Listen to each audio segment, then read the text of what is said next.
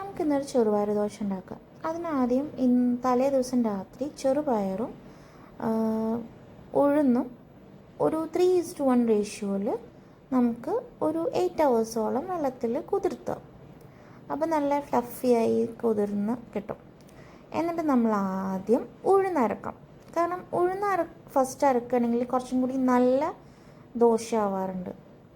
ചൂടില്ലാത്ത mixie ചൂടാവണേക്കാൾ മുമ്പ് ഉഴുന്നരക്കണം വളരെ നല്ല. വേണമെങ്കിൽ നിങ്ങൾക്കൊരു ഐസ് ഇടാം കേട്ടോ.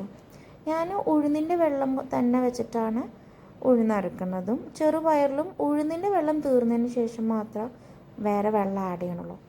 നമുക്ക് ചെറുപയർ ഒന്ന് അരച്ചെടുത്തതിന് ശേഷം അതിൻ്റെ അകത്തേക്ക് ഒരു കാമുറി സവാള, ഒരു ഇഞ്ചി, ഒരു വിരലിൻ്റെ കഷ്ണം ഇഞ്ചി, ഒരു 2 കഷ്ണം വെളുത്തുള്ളി, ഒരു പച്ചമുളക് ഇട്ടിട്ട് നമുക്കൊന്നും കൂടി അരച്ച് നമ്മൾ നേരത്തെ ഉഴുന്നിൻ്റെ കൂടെ ഈ അരപ്പ് നമുക്ക് മിക്സ് ചെയ്യാം. നന്നായി കലക്കി കൊടുക്കണം, നന്നായി മിക്സ് ആവണം. രണ്ടും കൂടി നന്നായി ചേർന്നതിന് ശേഷം ഒരു 4 hours വെച്ചിട്ടുണ്ടെങ്കിൽ തന്നെ പൊന്തണമെന്ന് വലിയ നിർബന്ധമൊന്നുമില്ല. അല്ലെങ്കിലും നല്ല ടേസ്റ്റ് ഉണ്ടാവും ദോശ.